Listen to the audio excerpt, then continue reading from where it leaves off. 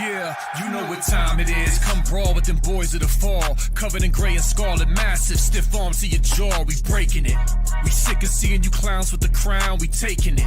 Number one flaws, you don't know ball. We taking advantage of that. Got you Karens asking where the manager at. With no cap, no time for the amateur rap. Look, man, we got dogs all over the depth chart. Monsters on the roster. Straighten up that posture. Rooting out you imposters. Silver bullets in the chamber. And a D-line full of danger. Step back with that linebacker trigger when he pull it, it'll bang ya. Running backs running downhill. Touchdown on your IG reel. Better check the stats. Buddy, it's straight facts over how you feel. Whenever I speak, I'm giving you more balls than German Village or North and High Street. And you know the average Joe can do nothing with my flow. It's a waste. Somebody please give this brother an IO. Come on. I told y'all before, I need to feel y'all's energy. Stop sitting on y'all hands and get this place lit. Like I said, bring the energy. Yeah, you know what time it is. I'm raw with them boys of the fall. You know what time it is. On the ground with a nose for the ball. You know what time it is. Blood, sweat, and them tears for this game. Leaving it all out on the field with no fear for you lame. You know what time it is. I'm brawl with them boys of the fall. You know what time it is. On the ground with a nose for the ball. You know what time it is. Blood, sweat, and them tears for this game. Leaving it all out on the field with no fear for you lame. Buckeyes by a billion. We in the building with over 100,000. We represent from the...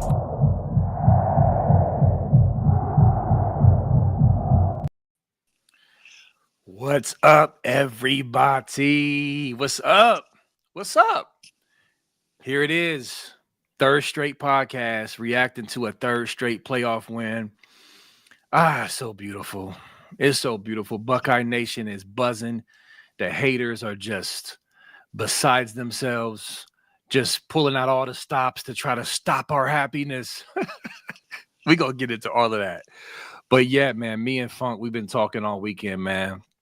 Could not wait to get on here with y'all and chop it up once again. Listen, we natty bound, y'all. We are natty bound. Here we are, and it's go time. We're going to talk about this Texas game, some stuff that we obviously loved and some stuff that we need to clean up. But I want to make sure, Funky, how are you feeling, sir? What's up, B Moses? I mean, I feel like I'm a champion, B Moses. I feel like a champion today because, I mean, it's in sight. It's more than in reach. The line on this game, we're bigger favorites in this game than we were versus any team in the playoffs so far. And we've gone on here 3 different times, V Moses, and I'm gone. This could be the last podcast we have before the season ends. So we've got to be grateful. And then all of a sudden we just keep winning. We win again. And all of a sudden it went from us saying, hey, all we have to do is win 4 games and we win a national championship to, oh, we just got to win 3 games. To we just gotta win these next 2, and now it's wow, we're here, and man, I mean, we match up really, really, really well versus Notre Dame. They have one of the worst run defenses, or they had, I mean, the worst run defense out of any team that we've played so far.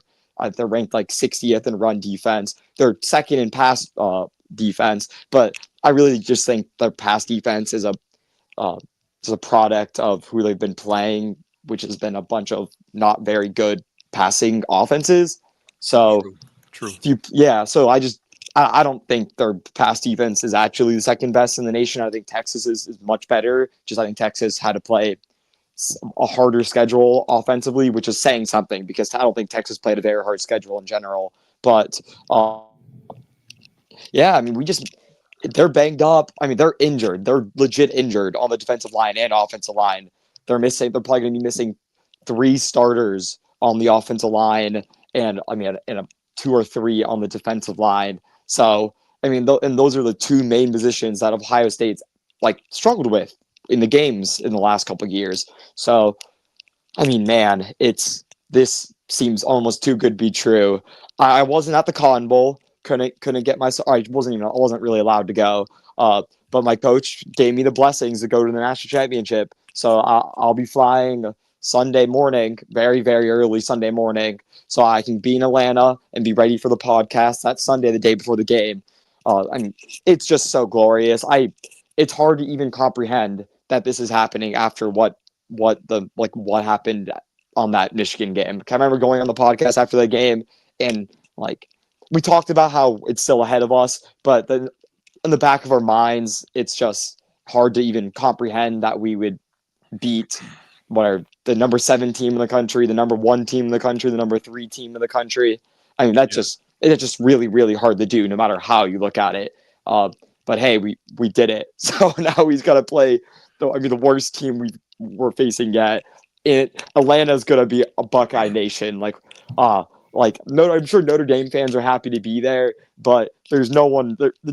Ohio State's going to have like 60, 65, 70% of the crowd. I truly believe that. I just don't know how many Notre Dame fans really want to pitch in another game to go to that they really think they're going to lose. The last 2 they thought they're going to win. They're favorites. Actually, they actually ended up being slight underdogs with Penn State. But, I mean, pretty much 50-50.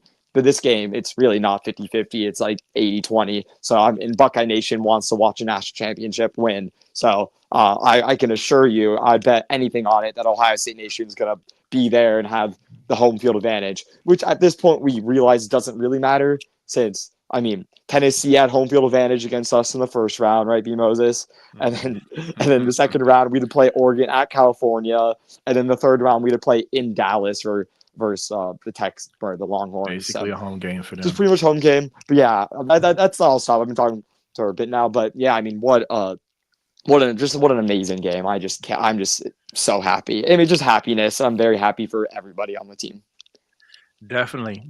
And I was debating very, in the buzz and the win after the game. I was like, man, I might have to make that move to the A like for this game, but I'm probably not, barring something just happening. I'm probably not going to make the title game because in my mind, I was also thinking, I told y'all last week, if we win the ship, then I'm going to shoot the you know what time it is video. And so I'm thinking to myself, as soon as that clock strikes midnight or not midnight or whatever, the game is over, then it's go time to get things set up for this video. I'm trying to shoot it ASAP. And then of course finances and stuff like that. So I'm just like, I'm focused on this video if we can win this game, as opposed to trying to get down to Atlanta. And then also in Ohio, man, we've been getting pounded with weather and it's just whatever. But either way, I'm gonna be watching obviously at the crib, enjoying every second of it. But yeah, I mean, that game, and remember last week I told y'all, okay, I can't take full credit for my prediction, but I told y'all it was going to be a tough game to start out with, and we would maybe pull away and win by a couple touchdowns. Well, we did that, but not in the fashion that I thought. I did not see the Jack Sawyer epic all-time Jack Sawyer play. Now, we are going to get into I was tempted to have a discussion about that play compared to other plays, but I'm not going to do that because we need to win the Natty first. You can't even have that type of poll unless we win it all. And so we're going to table that. But if we end up winning the Natty, that play will go down as one of the greatest plays. It's not debatable. We can debate on 1, 2, 3, 4, 5, but being up there in the mix is not debatable. That was such an incredible play. It's funny because my kids, we had sent them to their room. It was getting too late, but they were still watching the game, and they heard me screaming like, "Yeah, let's go!" You know what I'm saying? I was like, I don't care if y'all sleep. I'm waking everybody else up in the house. Like, that play was amazing. It couldn't have happened to any better player than Jack Sawyer, Pickerington's own Jack Sawyer. And so it was just so storybook. You couldn't write a better script, and then of course the whole roommate thing and whatever. But that game was crazy. Texas definitely came to play like I thought they would. I told y'all they would be ready. It's in their backyard.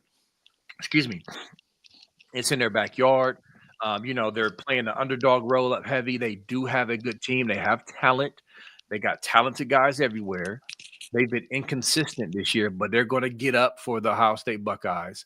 And with that said, and we're going to get into this into more detail, but I think, in my opinion, the story of the game as far as our standpoint was penalties. Penalties, going back and watching the game, you will see, because people want to complain about certain things. They want to try to, when you're watching the game and things are going right, you just kind of, well, it's play calling, or it's Howard's not, whatever. Maybe there could be a little bit of that stuff here and there, but I'm telling you, to me, the thing that stuck out most to me was the penalties killing drives. And honestly, the Henderson penalty, which was completely uncharacteristic of him. And I told my group chat, I said, watch, he going to get this back. I'm like, the Lord going to deal with him on that sideline. He said the Lord's going to be dealing with him with a sideline. He going to repent, and he going to go out there and ball out. And that's exactly what he did with that screenplay. But that penalty from Henderson seemed to kind of like spin into like other penalty issues. It was weird. And so, I mean, we really shot ourselves in the foot multiple times, even coming out after halftime, because I saw some people on my group thread, on my my game thread on Facebook, saying we didn't make any adjustments. I beg to differ. That first drive coming up the second half, do y'all not remember? We gashed them with 2 runs for 2 first downs, a pass to Tate. But what we tried to do is we forced it to JJ.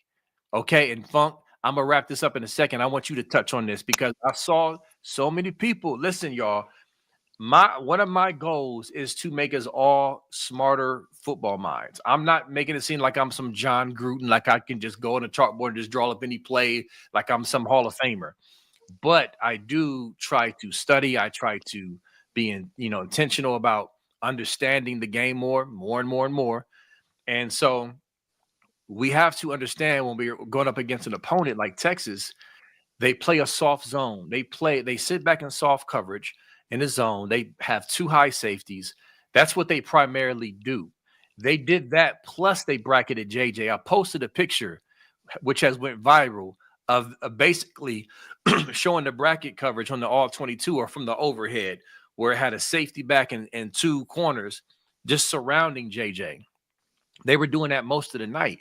So if they're going to do that, fine. I mean, it's like, okay, if you can get him open or somehow break him loose, great. But they want you to force it to him. And that's exactly what Will Howard did. Instead of throwing it to an open Ibuka, I can see them in halftime saying, we're going to get you the ball. Just hold tight. And they tried to do it. The play was dialed up for him. The route was for him.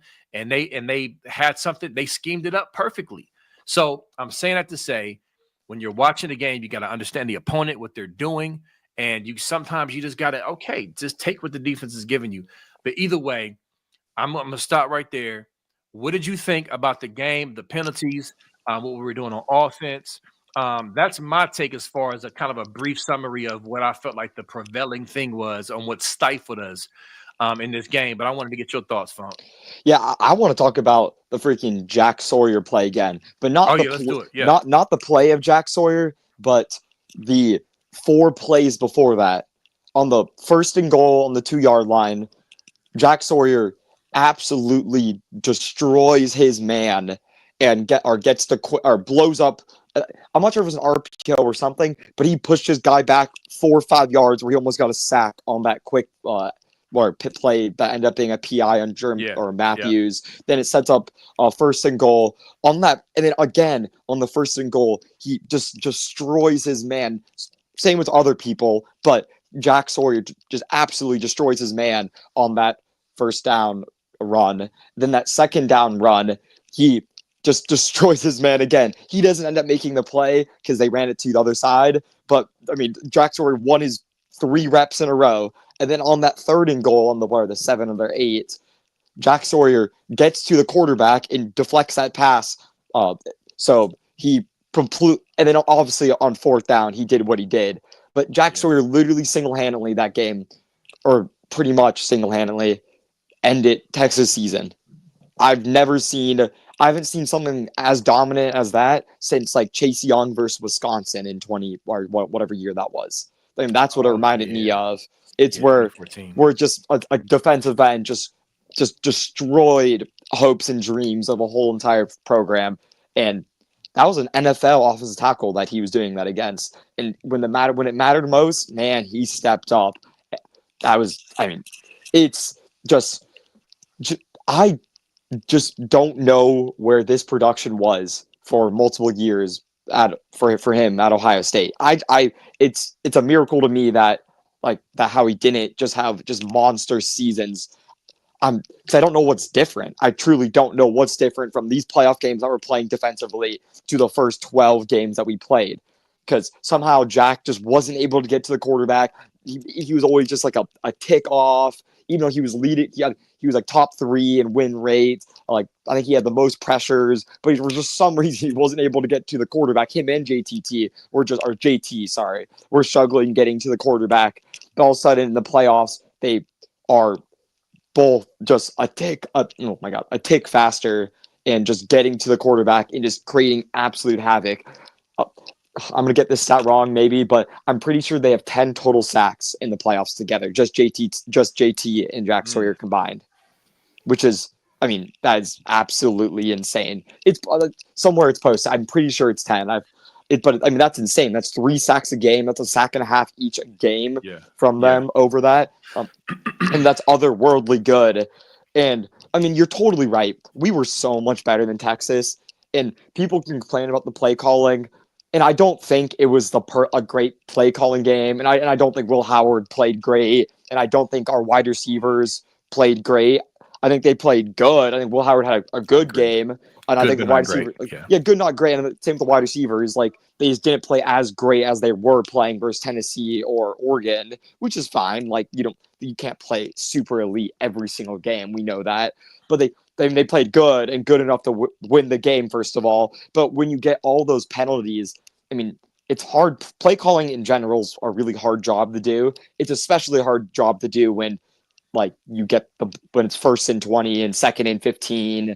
It's an impossible job when you're at that point in the game. So really just the Buckeyes need to clean it up, because that's that stuff. That's how you lose big games. Like we were so much better than Texas, and the refs weren't even bad too. I got to even say that. Like I don't think those calls on us were I don't think we were getting screwed over. I just think we were just being brainhead or just not playing smart. Like they were consistent. I give the refs that they were at least consistent. Yeah, they're at least consistent. I mean, they weren't calling holdings on us, and they weren't calling holdings on them either. So they're just calling whatever. We can't do that, and our players know that, and they're lucky they won, or else they'd be killing themselves over this for years, because we were clearly the better team. Like everyone who watched that game was like, yeah, Ohio State was better. Like we were the better team.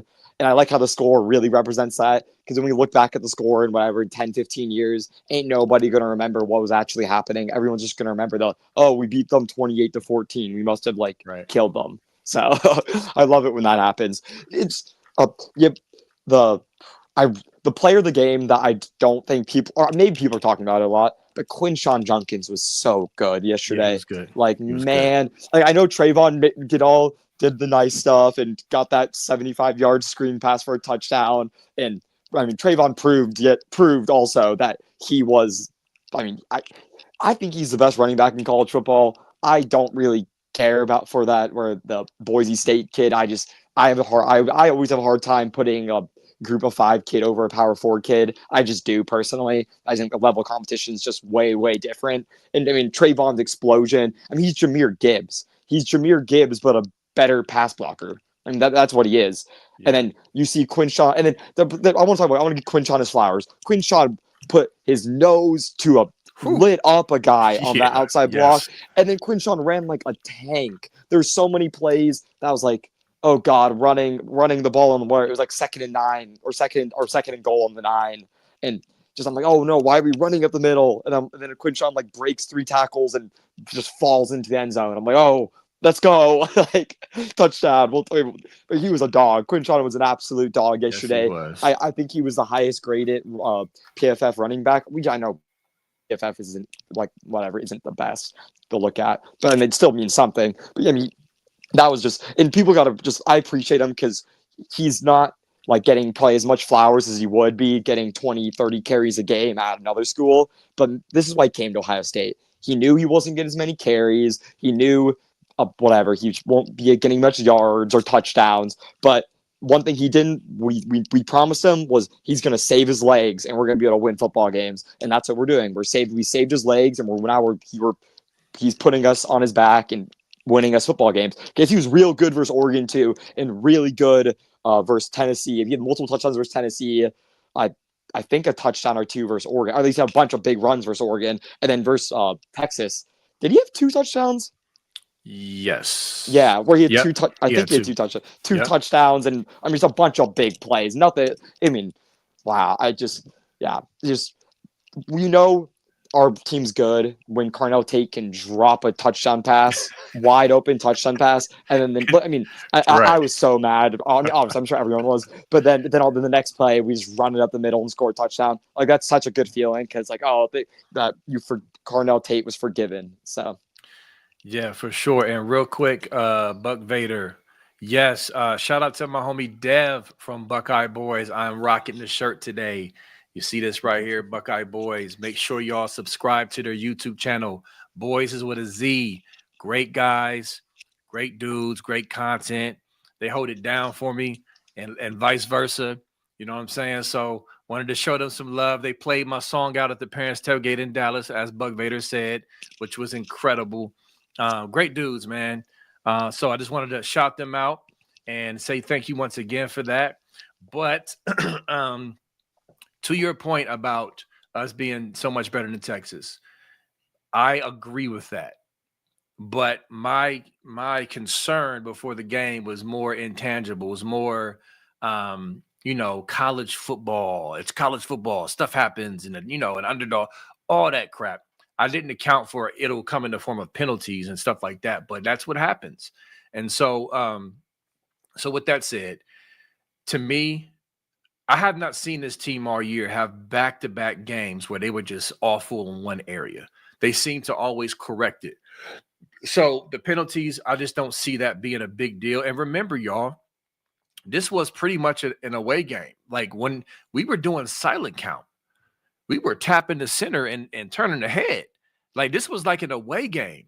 So there was still noise, pre-snap, this in Atlanta with, I believe, probably most of our fans. I don't know. It's going to be a different deal than playing Texas in Texas, 200 miles from their campus. So I definitely expect that to change. And yes, I agree with you on Judkins. He, since the first part of the season, he kind of was inconsistent and dropped off a little bit. I know he was dinged up and all that, you know what I'm saying? But he definitely played a heck of a game. I mean, and I love how I know some people don't like the talking, but I like how he gets at the defense. He gets up he be just jawing at him and stuff. And he's physical, and that block was amazing, like you said. And yeah, Henderson, man, he looks, is it just me, y'all? Even in the chat, is it just me, or does Henderson look even faster this year? I mean, when he's in open field, he is a blur. That screen pass, I mean, he was like Sonic the Hedgehog. Like, he was gone.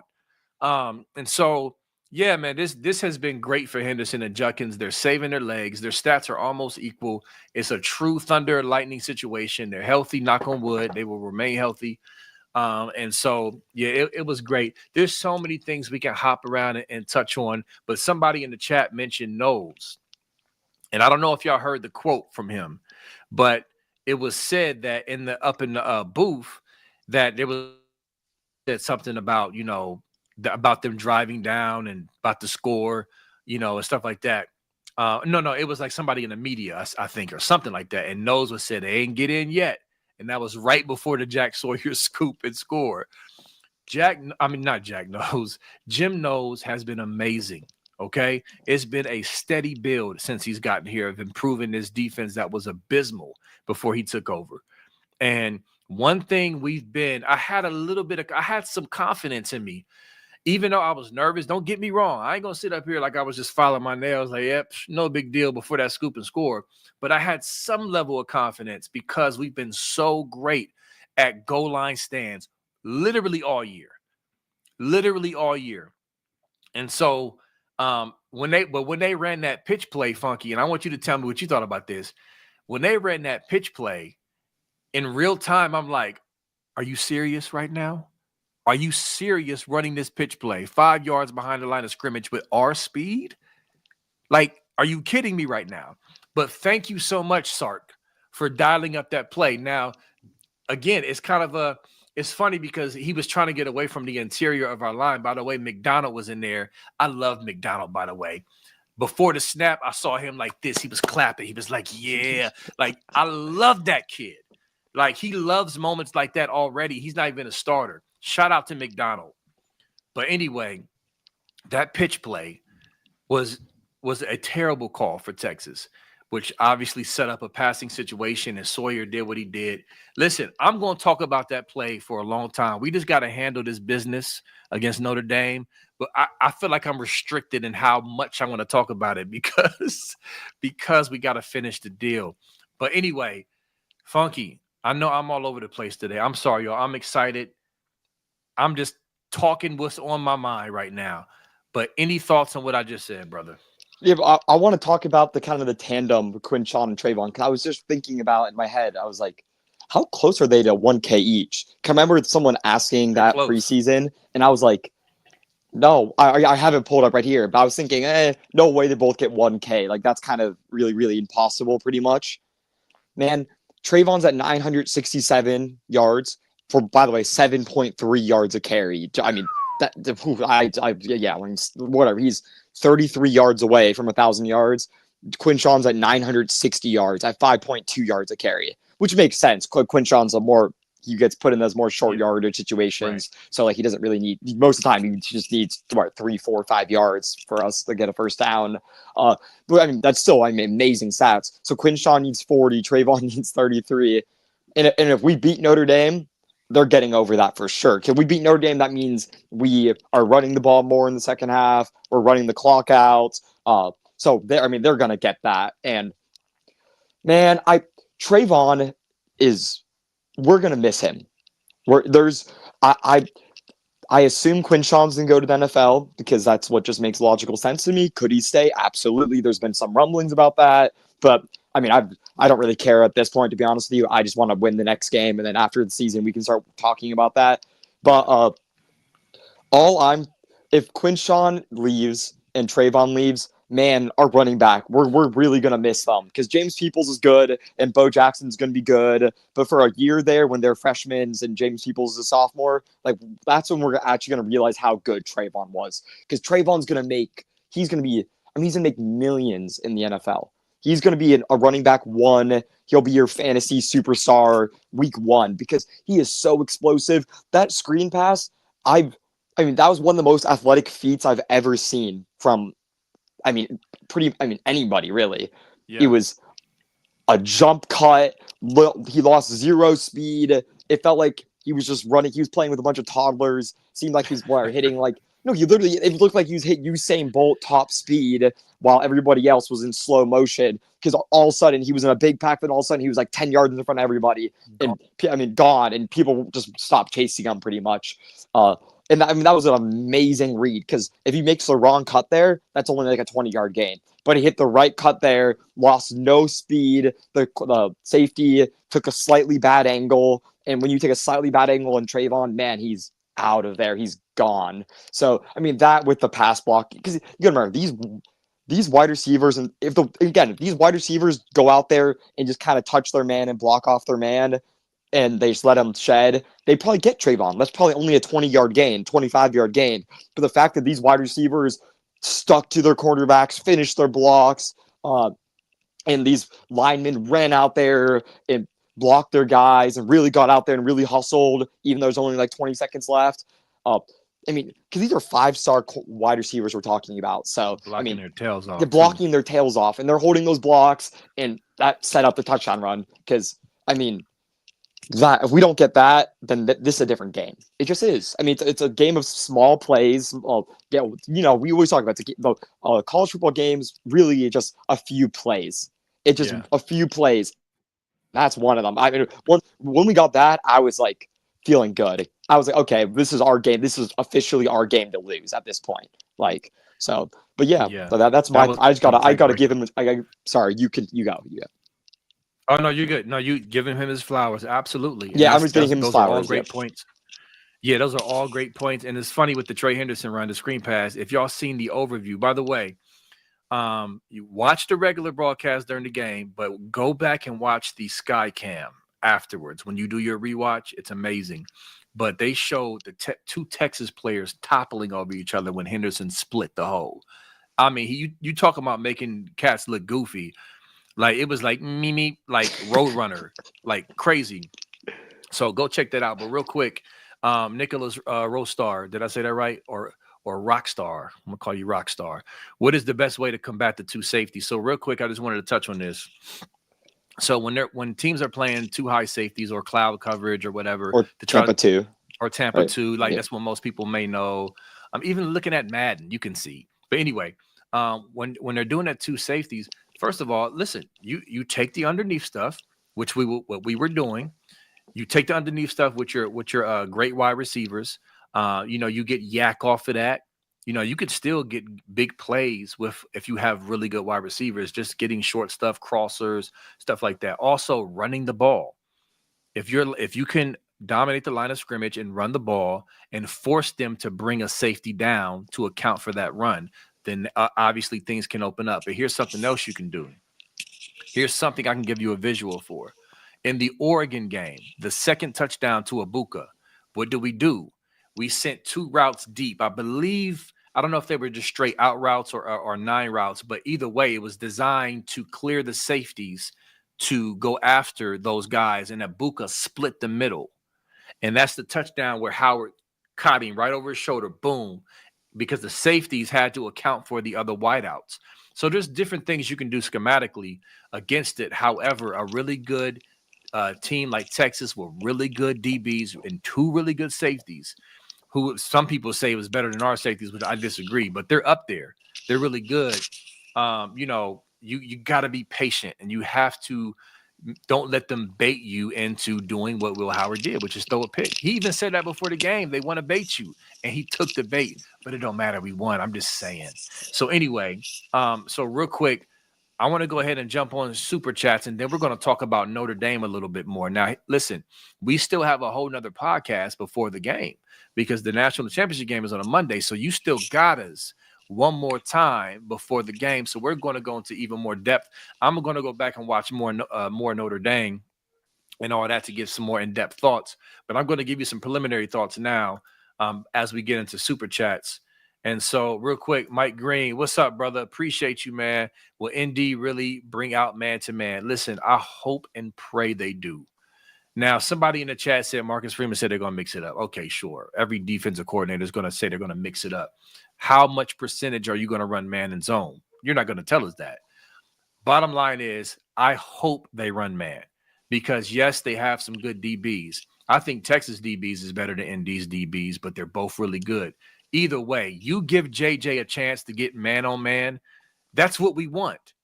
So go ahead and do that. Please, pretty please, Marcus Freeman, do that. With that said, I think there's going to be a lot of pre-snap disguises. They're going to try to disguise and do stuff to, get Howard thinking and hold that ball a little longer so they can get to him. I mean, that's obvious. You got any thoughts on that, Funk? Yeah. I mean, the first thing I want to say is it's really easy to play cover 2 safeties when we were taking so many penalties.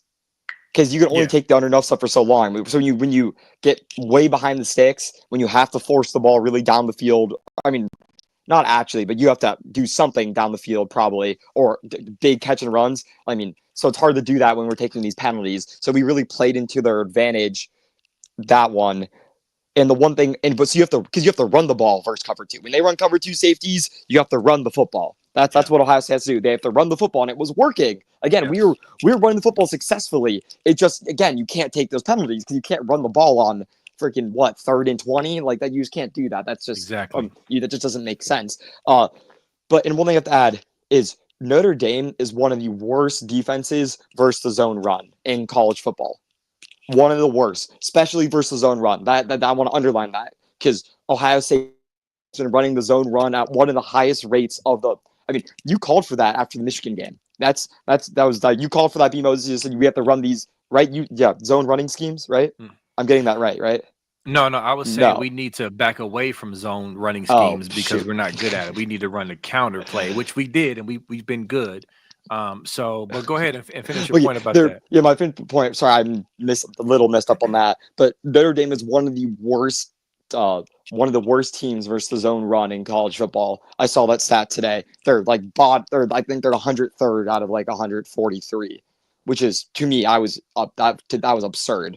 So if we have any success running the ball, I think it's good. I think we're gonna have success running the ball. And Penn State was just killing Notre Dame. The only reason why Penn State lost that game is because two reasons. Their head coach is James Franklin and their quarterback is Drew Aller. So that's the two reasons they lost that game, because those are the two. So we don't got James Franklin. We don't got Drew Aller. We have two people that are way better than that. And we have Chip Kelly at offensive coordinator. So, and we have wide receivers who can actually catch the ball. That's an amazing stat. Penn State had 0 catches by the wide receiver. Crazy.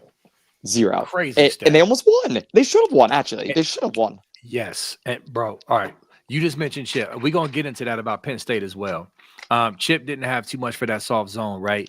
So, again, in my opinion, Mike, like, we were eating with that soft zone. Ibuka was open all day. Tate was open. We were hitting that. Again, there were multiple drives where we got killed with penalties. We were moving the ball.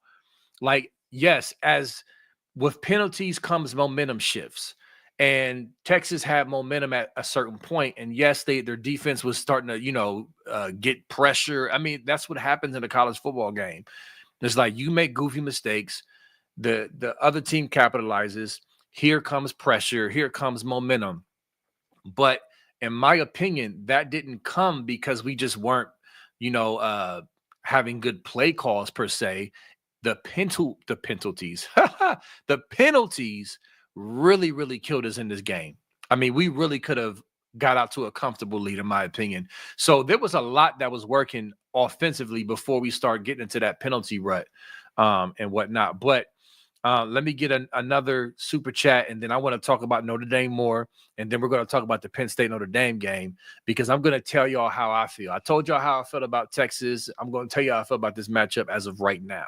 Okay. All right. So Jim Jackson, my brother, what's up, man? Damon Wilson was scheduled to visit today, but the rumor mill says he might be slipping away. After this championship run and Jack strip sack, we should have leverage. Say it ain't so, fellas. So I definitely got something on this. Funky, you please hop in after this. But yeah, so I've been monitoring this. I got a guy, with good info, but then there's also other, good info resources out there as well. And so the latest thing I've been told is that behind the scenes, listen, with the whole business aspect of this and the whole this is what I'm demanding and all the other stuff. It's some of that going on behind the scenes, and it was a little rocky at first. The last thing I heard before we got on this live is that he was still coming, or he either should be here now or coming. I don't know what the flight plan is or nothing like that, but there was some back and forth that seemed like things were probably going to go left. But I'm live on air right now, so I don't know. I haven't checked my phone or nothing like that, but it seemed rocky. But last time I checked, things are back on track for him to be here.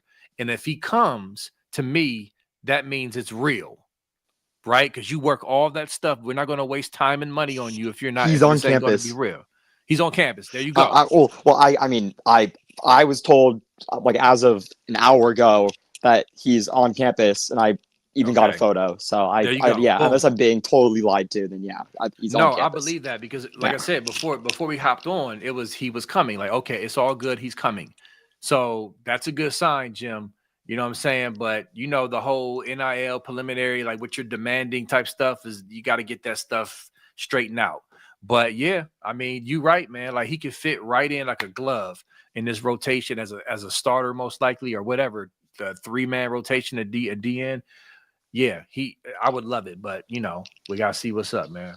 Yeah, my notes on that. There's 2 ways this recruitment can go, from the mix of hearing stuff, knowing what Ohio State's offering them, knowing of what Missouri's offering them. Missouri's offering them a bigger NIL contract than Ohio State. That's a fact. Missouri just lost their 5-star defensive end to Nebraska from the last class. So they have money left over. They have a big NIL fund. They need to spend it somewhere. So they gave him a big contract. It is bigger than Ohio State's. I don't know how much bigger it is than what Ohio State originally offered them. But what I do know is that it is bigger. So he could go to Missouri for more money and play for Missouri, but I mean, I don't think that's true. I don't think he's going to do that. I personally think he's just using the Missouri contract as a negotiating deal with Ohio State. He's going to go to Ohio State with this and say, hey, like, this is what Missouri's offering me. What can you do?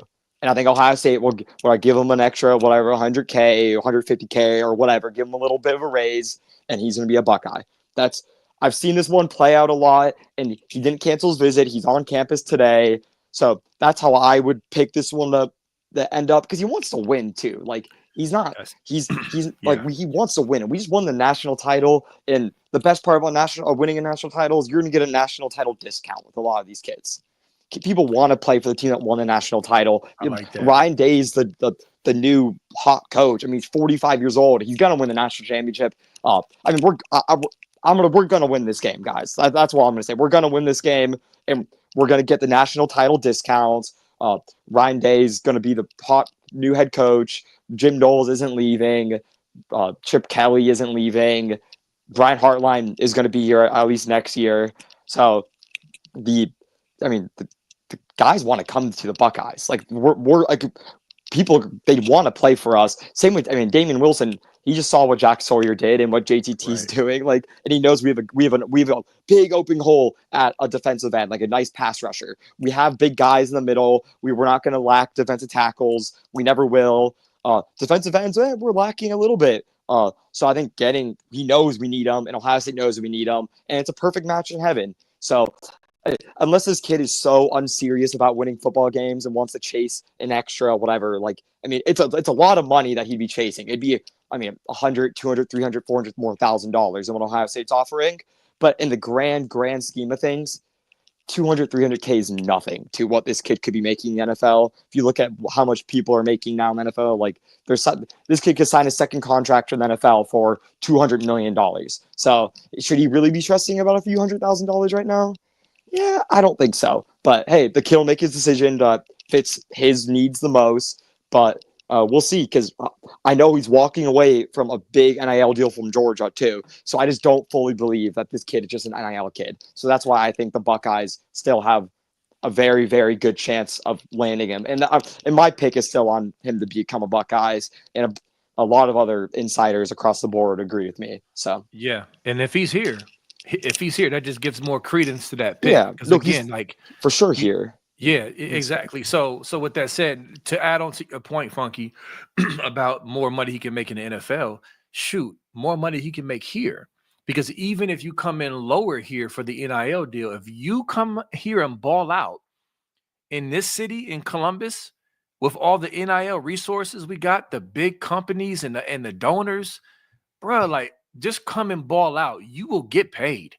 You're going to get more money once you come in and prove yourself. But like Funky said, the Natty discount. So not only do you have more of a higher ceiling to earn in this city, you also are going to get developed, and you're going to have a chance to win a Natty. You're not winning a Natty at Missouri.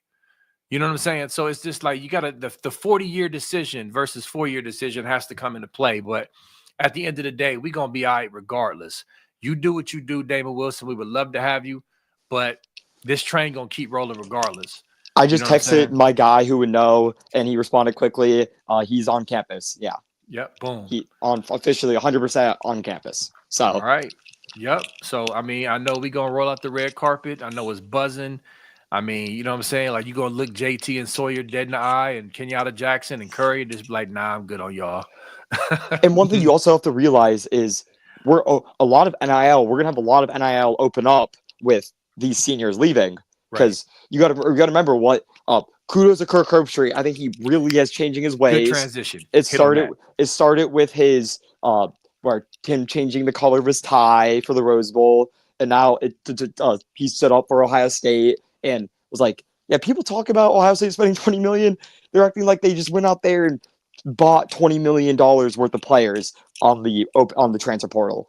In reality, how many transfer portal people are we getting? It's like, we're our backup running back, our quarterback, and Caleb Downs, right? So it's like, And we That's had like, to get a quarterback because our quarterback left us. no, exactly. So we are gonna get a quarterback, and of course we can use the transfer portal. It's not illegal to use the transfer portal, so Right. we're gonna use it. And then whatever, Desmond Howard goes, JJ Smith wasn't cheap. JJ Smith wasn't cheap. If you think Ohio State offered JJ Smith the biggest NIL deal, then I mean, You're wrong. you're just wrong, but you're just dumb. You're an idiot. You're just an idiot. You just got you're an idiot sandwich. The pull of Gordon Ramsay out of there. I was No, just seriously. thinking about that episode the other day. Yeah, it's just And not only that, how dare you fix your lips to say that when your goofy school signed, sealed, and delivered 10 to 12 million to 12 one million. kid. Yep, 12. It is 12 million. You paying half of what we paid for our entire roster full of veterans that could have went to the NFL for one kid, and you gonna fix your lips to criticize us for getting a couple of guys, a few guys out the portal, and then bringing Jeremiah Smith in? Man, shut up. And our roster isn't even the most expensive. Sorry to cut you off there, B Moses, but we literally beat the teams with the most and second most expensive rosters. So. Bro, and listen, kudos to Herbie. I know some people would never like the guy. I don't hate Herbie. I just haven't particularly liked how he's moved over the years. Again, I've told you, I think he sometimes overcompensates to prove that he's not a homer. I don't want him to be Desmond Howard 2.0 for Ohio State. I don't want him to be this blind Buckeye homer. That's not what I want. I just want him over these years to occasionally step up and do what he did on that show. I posted it on my page, Buckeye Sports Talk with B Moses. And you know, it's still got a ton of hits and reactions and people and scum fans coming on there trying to argue, you know, trying to defend Desmond Howard. The point is, I was proud of Herbie for how he stepped up because it was like enough is enough. You could tell he was like, enough is enough, man. You do this every week, pushing these false narratives. The false narrative that we're the only team that paid a certain amount of money for NIL for guys, then trying to make it seem like we just went out and bought a bunch of players when no, that money went to the guys that most of the guys that were already here. And then, of course, this notion that we just went out and got a bunch of portal players. They've been pushing this narrative. They've been trying to poison the well. They've seen what's been coming down the pike since the beginning of the season. And Scum Nation has been trying to poison the well and get out in front of this natty that they thought they saw coming to try to diminish it. That's all it is. That's all it is. And Howard is their talking head piece to do it on a national level. And I'm glad Herbie called him out. It's also it's like, I know people hate hearing this, and I know we said it. We both talked about it after the game this year, and we both said, like, hey, like it or not, the regular season this year doesn't mean as much as it used to be. The regular season, which means the game means less than it used to be. Because the game used to be an elimination game. That's a fact. It used to, or pretty much an elimination game. I know 2021 or 2022. Besides that 1 year, it was an elimination game every single year.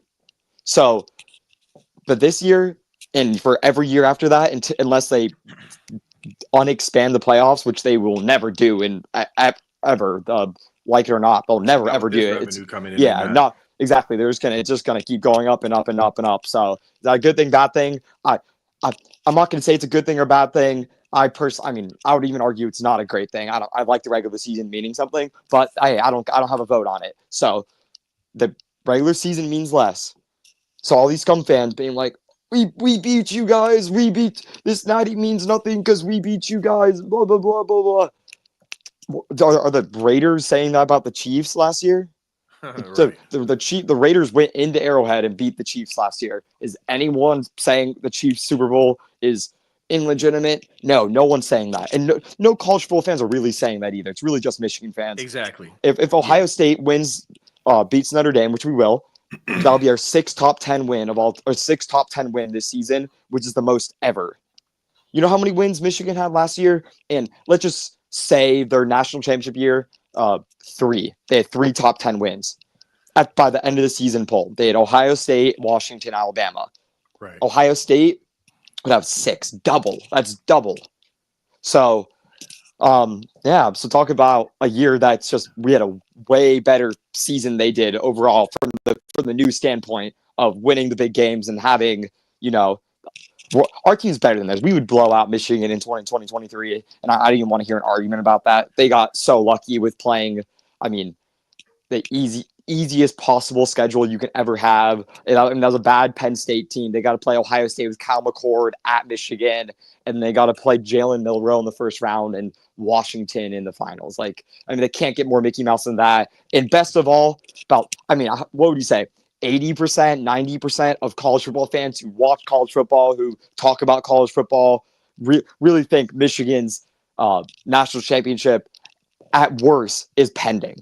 At least they think, let's see with NCAA first. I'm not going to say I think they're going to vacate. I'm going to say they're vacating it. But I think the majority of people are in that bubble. They're like, yeah, we'll see what happens. But at worst, it's pending. Like, it's pending NCAA investigation. So, now after this year, Michigan has to watch their two biggest rivals, or probably biggest rivals, right? I mean, or two of their top three biggest rivals, Notre Dame and Ohio State, playing the national championship versus each other. Like, I mean, I can't imagine how horrible it must be to be a Michigan fan right now. And it's not getting better. They're swinging and missing in the portal every single step of the way.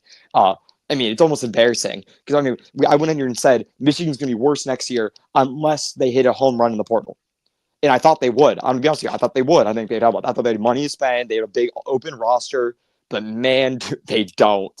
They haven't picked up really anybody that I'm even like anyone who's even good at all. They picked up a decent running back who's the backup at Bama, and I mean that's all. So they're really, unless they do something massive in the second portal when some of these playoff guys enter the portal, which I assume is going to happen, then they're totally screwed. I mean they're staring the gun of the NCAA in another failing season, another 8-4 max, 7-5 season again. So, and the Buckeyes are favorites to win the 2026 national championship. One, I'm going to say I don't fully agree with that. I think we have a lot to prove for our next year's team with a bunch of guys leaving. But still, I'm not going to argue with the odds right now. But yeah. So we're not just the mega favorites to win this year's national championship, minus 400. We are the pretty big favorites to win the years after this national championship. So man, it's good to be a Buckeye fan right now, V Moses. This year could not have. Or it could have gone better, but at the end of the day, we have one goal in mind, and we're going to get that goal. So, I mean, when we talk about that, when we talk about Natty or bust, and if we win the Natty, then we only won the Natty, twice? Only one time so far in my lifetime. So, man, I would like a second one. Absolutely. Shout out to Kangaroo Black. He is a Bama fan on YouTube. To your point about other fans and other fan bases going in on Michigan about their tainted Natty. He had like a 15-minute rant on his YouTube channel because they've been trolling him, because they're so jacked up about beating, a bad non-Saban Bama team. Like, we beat Bama twice in 1 year. Okay, this is not Saban's Bama. Stop it. And he goes in on them. Also, there's other channels and YouTube channels who talk about the same thing. I know they think, it's just Buckeye fans. No, it's not. But also, again, I'm not going to go into my rant that I typically do, but the NCAA is lurking. I don't care how many of you scum fans, delusional, blind, ignorant scum fans out there that want to act like this is done and over with. It's not, okay? Buckeye fans, the NCAA takes forever. And scum, if they keep delaying and asking for extensions, it's going to take longer. You just got to be patient. Do us, focus on our Natty, but the NCAA is coming. All right. Just want to remind y'all of that. This is not over, and they have evidence. They've already deemed them guilty. Remember that, because way too many of our fans are just like, I have no, it's coming. All right. So anyway, with that said, I want to definitely hit a little bit on Notre Dame after these super chats. Kenneth Newby, thanks for the $1.99. Cody over B-Gat was clutch on Jack Sack, RT bit. Yes, Cody, man, he's just been. I was super nervous when he went down. Remember, he clutched his knee. Ooh, I was nervous. I was like, oh, man, I know Arvell Reese is great, but, man, Cody Simon has been amazing. So I'm glad he was okay. And then let me see. What's the other one? Oh, yeah, this is a similar question to the homie Mike Green asked earlier. And I think they are. I think Marcus Freeman is telling the truth when he says they're going to mix it up. I mean, yes, they're going to mix up man and zone. The question is how much. And so I'm hoping it's a lot of man because I like that. I take our receivers against anybody in the country. Please run man defense. So I think they are. The question is how much. Sean Rollins, thank you so much for the 20. I appreciate you, brother. Really, really appreciate that. But I'll give you my thoughts on Notre Dame, y'all. These are my early thoughts because Funky brought up the Penn State game. And Penn State definitely, they ran the ball. And I'm looking at the stats right now. They ran for 204, 4.9 yards per carry.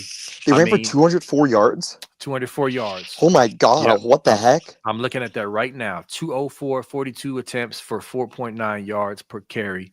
Notre Dame ran for 116 and passed for 267. So, I still need to go watch a lot more Notre Dame. But from what I've seen, I'm just, at this moment, they just don't strike fear in my heart. One thing people keep saying is, man, they're so physical. Are you going to be able to out-physical them and all this other stuff? And I'm thinking like, yeah, they're a physical outfit, just like they were the last couple of years we played them and we beat them. Number one. Number two, did we not just get hit over the head consistently before the Tennessee game that we were going to get out-physical against Tennessee's impressive lines? Did we not? The best rushing attack in the SEC is what we heard over and over again from Tennessee.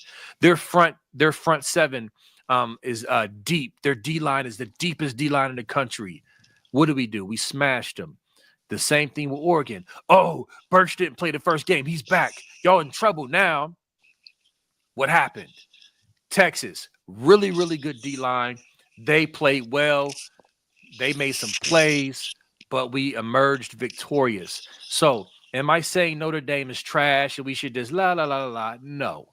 But I don't understand this fear-mongering for a physical outfit in Notre Dame when we just played 3 straight physical outfits. So what, all of a sudden they're not physical anymore because we beat them by multiple scores? No, they were physical coming in and we out-physicaled them with a patchwork offensive line and a defensive line who couldn't get pressure in the beginning of the year. So that's one thing. The big thing that jumps out to me about this matchup, which is why I'm so confident, is that Riley Leonard cannot consistently throw the ball downfield against opponents that they've played before they even get to our defense, which will be clearly the best defense they've seen all year. You can't be one-dimensional against this version of Ohio State, this playoff version of Ohio State, and win the game. Riley Leonard left and Riley Leonard right is not going to win the game. Now, our corners are going to be tested. They're going to throw it up. They're going to throw it up 50-50 balls. Our corners have been playing very well, but they're going to be tested. But I just can't see their offense consistently scoring points against our defense. You know what I'm saying? And again, our offense, I think we're going to clean up the penalties. I think we're going to scheme them up in these next 9 days. And again, Penn State ran the ball successfully against them. Here, this is the last thing I'll say before I pass it off to you, Funk. We're sitting here talking about a matchup with Notre Dame that very well could have and probably should have been a matchup with Penn State if Drew Aller wasn't so goofy throwing that lollipop up at the end to throw the pick. Mm-hmm. You could have either drove to kick a field goal or sent it into overtime, but you wanted to be stupid. And so it's just like, even with all of that said, Penn State should have won that game. So do our guys need to be ready to play? Of course. We are fans. My confidence level doesn't matter a hill of beans because I'm not suiting up. I know some people think I should be suiting up and I'm not allowed to talk about stuff because, we're going to jinx it. Jinxing is fake. Our guys have not come this far. They have not come this far to overlook Notre Dame and get overconfident all of a sudden. It's not going to happen. We're going to be locked in for this game. But personally, from what I've seen so far, Notre Dame does not strike fear in my heart because I believe we can match them physically at the line of scrimmage, and we have better players, and we're going to make corrections from what we did against Texas and what Texas did against us defensively. So there it is. I'll stop right there. You got something, Funk? Yeah, I mean, the big thing is no one's even talking about, like, I haven't talked even about Notre Dame's offense at all. Because, I mean, one word, it's trash. It just is. Their offense just isn't good. It's very one-dimensional. They really rely on like their defense making plays. Riley Leonard, their quarterback, I mean, he could run the ball, but man, let him throw the ball for sure. Like, just Please throw the ball. Please throw the ball. Can they run the ball? I mean, they could run the ball, but again, no team has been able to run the ball versus Ohio State all year. Not one team. Not one single team. There's been barely any like single plays for all year that have been really big against Ohio State on the run game. So I mean, we just played Tennessee, who I'm pretty sure they led the SEC in rushing yards. They had the SEC Player of the Year running back. We played Oregon, who had an NFL running back on their team and a better offensive line than Notre Dame. Then we played, Texas, who has, I mean, they ran the ball down Clemson's throat in their first game. Arizona State struggled a little bit, but I mean, they had a great run. I mean, they a great offensive line, or SEC. I mean, they'd one of the best offensive lines in the SEC pretty much all year, and good running back. That blue kid is a solid guy, even though it's their third string technically. But they had Quinn Ewers at quarterback, and they had all these weapons at wide receiver. Notre Dame doesn't have any of that. Straight up, they don't have any of that. They don't have really big playmakers on the outside. They don't have a great offensive line. The quarterback, like he's a warrior. I'll tell you that he's a warrior. Like he'll make plays to like try to win the game, like run the ball. He's not scared to put his head down and try to truck someone. So are they going to have some success running the football, especially with the quarterback? Yeah, I think so. I think that they might have an easier time on these shorter yardage. So we're going to really make some stops early on and not let them get some of these where third and shorts. We got to really push them to throw the ball on third down. They just don't. They don't have like a NFL tight end like they usually do. They don't have I'm forgetting the guy's name. The tackle for the Chargers and the guard for the Colts. They don't have like a Quentin Nelson or a can't miss 5-star tackle. They don't have wide receivers that are, I mean, any bit competent really at all. And they haven't seen defense like ours either, too. I got to get to that. They haven't seen a defense like ours because not many teams have. It's really hard to, because it's like, you either have to see like Georgia at its best, maybe Texas at its best, or Ohio State just every single play. So they're really, really going to struggle versus Ohio State. No doubt about it. I think they're just gonna try to run special teams plays. They're gonna try to win on special teams. And hey, we know you can win and lose games on special teams, but Notre Dame's kicker is 13 for 20 for field goals this year. So I mean, their kicker is not good. He has a way worse percentage than we do. So yeah, I'm not scared about Notre Dame's offense at all. I think I said before the Texas game, it was bold, and I said I think we're going to let up less than 20 points in these two games combined. Will that happen? Yeah, probably not.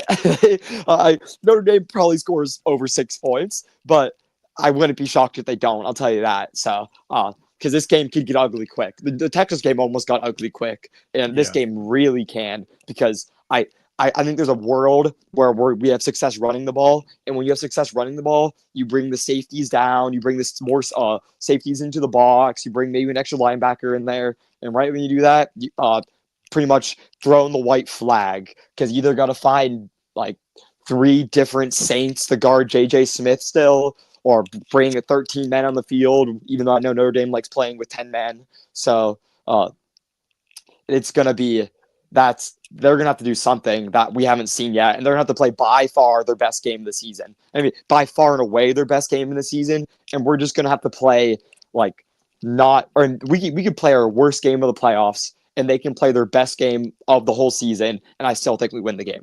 I'll say that right now.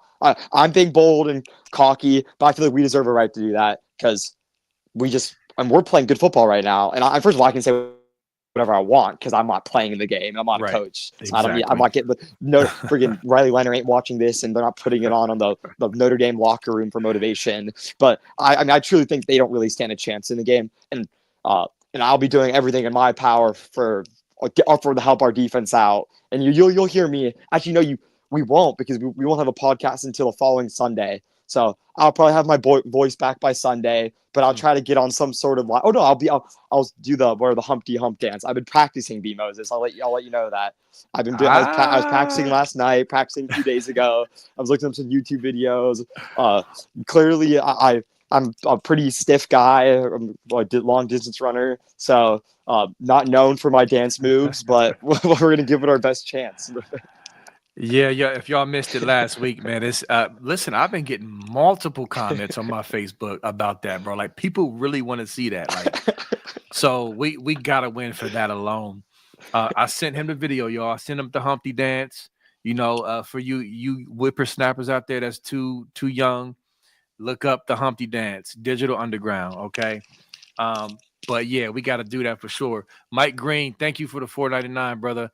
F Scum, moving on. Ryan Day is speaking on needing to play in our best game. Ryan, relax. We only need to play hard to execute. I'm going to text that to him. I'm going to text that rebuke to him. Like, chill, Ryan. Like, it ain't that deep. Nah, but yeah, I mean, play hard. I'm fine with play hard and execute. But in the heat of the moment, the Natty game for it all, I can understand why he would say that. And that's respecting your opponent and all the other stuff. So it's cool. I'm waiting for, on a side note, I'm waiting for the homie Stilly Matt to confirm if Nevada and Kirk is going. I don't see no show posted. I want to make sure we don't go over. But I don't see that they're going live. So I'm trying to figure that out. They're always delayed. But I'm not. I wouldn't be shocked if they're not, because I think Nevada's heading back today to Finland or back home, or where the USA team had their finals game today. They lost 3-0, but Nevada's daughter plays goalie for them, so she only let up 2 goals, and she played very, very, very well. She was first team all tournament, so congrats to her, Nevada. Yes. But yeah, Canada's really good, especially at the U18 level, so this wasn't shocking at all, to be honest with you. So cool. Well, yeah, I'm still waiting to hear word, but ND fans need to realize Tony Rice and Tim Brown aren't playing. You would think they was, the way some of them talking. Some ND fans are very cocky and talking there. Man. Sorry. And B Moses, the Packers game is still in the fourth quarter, 13 minutes left. So Nevada ain't gonna podcast. Yeah, I just got to say keep going for now. So the aim will be 1:15-ish, maybe. Make this a little bit of a longer show, which I'm fine with. Y'all fine with it? Cool, bet. We're gonna do it. All right. So anyway, I agree, Sean Schrock. What's up, Sean? Great dude as well. Mike Green. What's up, man? You hitting us up today hard, man. I appreciate you, brother. 199. Ewers was talking into Mick's ear for like 2 minutes. So let's crank up the Ewers to Ohio State rumors again, y'all. It's not happening. I'm sorry. He's gonna be a Duck. He's gonna be a Duck. He's been offered, absurd amount. I'm not sure if I've said it before, but whatever. It's absurd amount of money, like more money than you'll ever think in your whatever. It's bigger than any reports that have been out there. There's some reports out there, and I was like, no, it's over that and a lot over it. So he'll either be an Oregon Duck or an NFL quarterback next year. Final. Yeah, and that's fine with me, whatever. Sage, you know what? There was some debate about that. When I looked it up before I made the title, the thumbnail, because I heard the same thing too. I Googled it, and on the box score, it says 83. So I just went with 83. So, 92 is even better, but whatever. Either way, it's a dagger deep in the heart of Texas. Are you supposed to clap before or after? I don't know. But anyway, so yeah. So that's my thoughts on the Notre Dame game. I got to go back and watch them some more. I want to really watch to see more so what they may or may not do more from a defensive standpoint, schematically, like just for my own nerd brain. And just also to, maybe convey it to you. But from what I've seen watching them, I love this matchup. There's some people who just feel like, for some reason we should be more concerned, or, hey, this is going to be a tough game. Listen, it's for the Natty. It's college football. Anything could happen. Just like I told y'all with Texas. I didn't say this was going to be a blowout and we just going to kill them. I said, I'm just going to be a tough game. You feel me? So I'm not the one who y'all, for those that don't know me, I don't come on here just say we're going to blow everybody out. I look at it matchup per matchup and tell you what my thoughts are after watching, and I give you my honest thoughts. And in this game, I feel like we should handle business, man. We come to play, we execute, we should win this game. that's just how I feel about it, man. So but anyway, Funky, are you? Well, no, we are. You're not gonna come to Ohio. I was gonna talk about the video shoot if he would come and be in the video. But even if we have to get a clip of you dancing in your dorm room or something for the video, we're gonna have to do that, man. And anybody out there in the Columbus area, man, if we can win this game, we have to win this game for me to do this. Then I'm basically I need a crowd to come and be a part of the video shoot. Here in the local Columbus area. So I'm putting that out there now. If you want to be a part, let me know and we'll get that together. But Funky, you gonna do that, bro? You gonna dance with some of your classmates or your dorm room buddies? Oh, of course. Yeah, we got I'm on the most beautiful campus ever. So we'll get some nice shots. And if Ohio State wins, I'm getting a tattoo on Tuesday and filming the video whenever. Well, I'll probably fly in later Tuesday. I probably won't get back to on campus till later Tuesday. So getting a tattoo right when I get home, getting a nice Ohio State tattoo on my left leg with national champs underneath it. So I'm serious. I ain't joking about that. And then I'll be filming it Wednesday when it's light out. So. Yeah, man, that's dope. And I'm way behind on the chat. Way behind, trying to catch up with y'all. What y'all talking about? What you laughing at? Oh, this Ryan Day's beard's always funny. It makes me giggle always. Like, also, B. This is not what their comment was, but B. She wanted to correct us. Funky is Travion, not Trayvon. One of her earlier comments, Travion, right? B. I saw your comment. We'll do better. Yeah, that's my fault. Let me take this off. It's JT. It's not like JTT. It's like not JT Tumalau. It's JT. I did not know that until I think I was listening to the podcast and Kirk said it. I had no clue.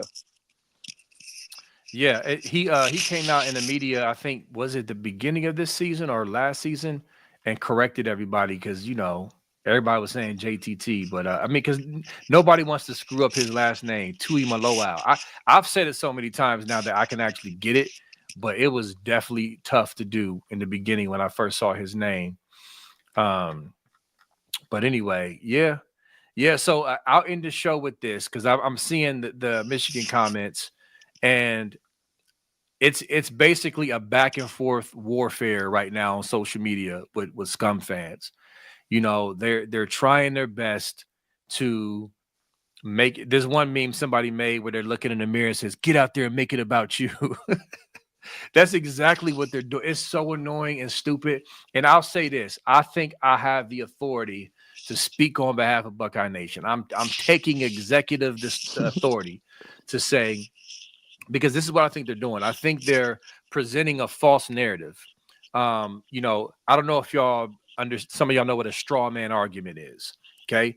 Basically, in layman terms, a straw man argument is like you set up a straw man, which is a fake argument, and you knock that straw man down, right? Straw man argument. That's what Scum fans are doing. They're trying to make it seem like Buckeye fans are saying the game doesn't matter anymore, right?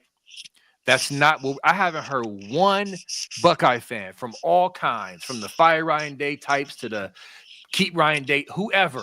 I haven't heard one Buckeye fan say the game doesn't matter anymore. What we're simply saying is the impact of losing that game is not like it used to be. We are looking at an NFL type model now, the first of its kind. So we lost 2 games, right? We lost 2 games by the total of 4 points. Okay. And now we are on the precipice of a national title after going on an epic run. And speaking of that epic run, as I continue my Michigan rant, and we will end in a couple minutes, I had to pull it up. Here it goes. Shout out to Ohio V World on Twitter. He said Ohio State path to the Natty. Number 9, Tennessee. Number 1, Oregon. Number 5, Texas. Number 7, ND. Unprecedented. Please don't let rival fans sitting on the couch make you feel some way about the playoff format. This is easily the most impressive national title run in CFB history. So facts. I mean, now somebody can beat that as this continues, but as of now, if we can seal the deal and beat Notre Dame, There's no debate about that. So I don't care about you bringing up the loss to Scum. Yes, we were goofy. We blew it. Do we ever want to lose to those clowns? Absolutely not.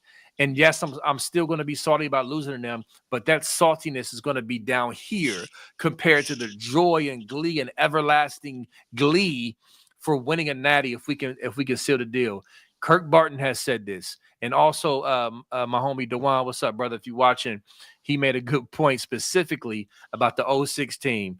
He was saying that 06 team, that 1-2, the Michigan game, one of the greatest Michigan games ever, right? The highest rating, all that stuff. It was a 3:30 game.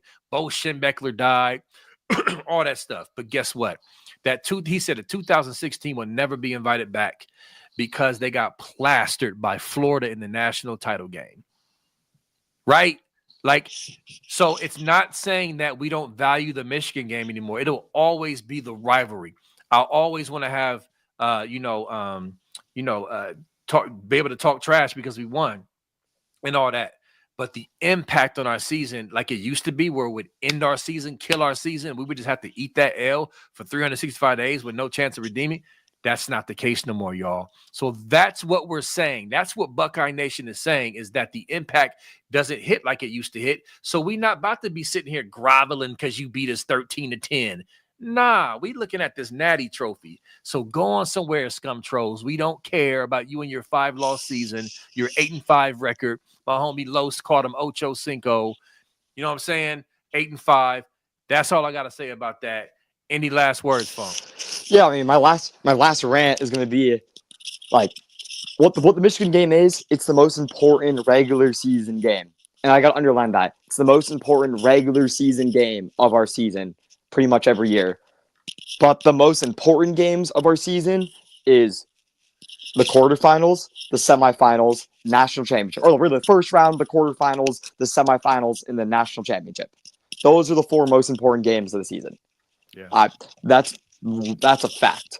If I don't care if we beat Scum, if we don't make the playoffs, or if we don't win the quarterfinals, it's not going to feel as good as if we won the first round, won the quarterfinals, won the semis. Like it's not comparable. So in our biggest games of the year, which has been the last 3 games, and now it's upcoming the 4th game, we're undefeated, and if we win it all, then that's the end goal of the season. And even the Michigan Barstool account said it. They said, we can't, why are we arguing with Ohio State fans? Like, I mean, they're clearly right. It's not their fault, or not our fault, not their fault, that the college football wanted to expand the playoffs. So right. If you want to get mad at someone and talk about you are diminishing the rivalry, this means everything, and if you want to be that fan on either side, then like, don't get mad at us for just calling the facts. Get mad at the college football for expanding the playoffs, because that's what they did. That's not what we did. And that's a college football issue. That's not a fan issue. We're just saying the facts. And yeah, if I just can't believe Ryan Day, because Ryan Day was. I'm not sure if this is 100% true, but this is what I personally think. If we would have lost to Tennessee, I think there's a good chance that he's out the door. I think he quits. I think he resigns. I truly think that. So, but we went from being 1 game away from me really thinking Ryan Day's out the door, which means Chip Kelly's out the door, which means Jim Knowles is seeking employment probably as well, to now it's like Ryan Day signed the lifetime contract. You're going to be the Buckeyes coach for the next, from like freaking 25 years plus. This is going to be your first national championship of many. You're about to get the best recruiting class you ever got, and all these kids are going to be pouring in Ohio State. Or NIL, you got 20 million was a lot. If we win the national title, it's going to be about 40 million next year. So that's what we're going to say. So, and I think there's one super chat from Sean that you didn't look at yet. Just by the way, I think I saw a comment on that, but I'm not fully sure. I posted it. Sweet. Okay. I once got busy in the Burger King bathroom. I'm sick, but stick breaks to rat. Man, y'all gonna make me play that after this is over. Barb Barrett, thank you for becoming a new member. Appreciate you as we begin to wrap up. I could go another 45 minutes, y'all, but we can't. We gotta hop off so Kirk and Nevada can come on and do their thing. But listen, man, much love for y'all. I'm excited. It's been an outstanding season despite the losses. I'm focused on the positive, and that's that Natty trophy, which I believe our guys are going to be ready to go and grab. So listen, it's been fun. We're going to see y'all next Sunday. We're going to talk about Notre Dame again, any recruiting updates, any portal updates, or whatever, anything. We're going to talk about it. And yeah, anything else? One last thing, Funk, before we hop off? Like the video. There's no speech today since I'll see you all Sunday. But best believe that motivational speech I'm going to give Sunday is going to, I don't know, break the barriers and really going to fire up the Buckeyes. I'm being sarcastic. No one probably listens, but it's going to break the Buckeye Scoop barriers. We're going to experience the first national championship win in Buckeye Scoop history. We've made the finals once, but it's going to be the first win in Buckeye Scoop history, and I can't wait for it. And yes, I'm confident. I've saw this. Yeah, I'm confident. I'm cocky. Yes, I am, because we're going to win this game. So, make sure you like the button, subscribe. Yeah, we're killing it, B Moses. It's great. Yep. And one last thing, B Moses, B.Moses, you know what time it is. Go to your streaming services now and add it to your playlist. Thank you. And we will see y'all next week. Go Bucks. Go Bucks.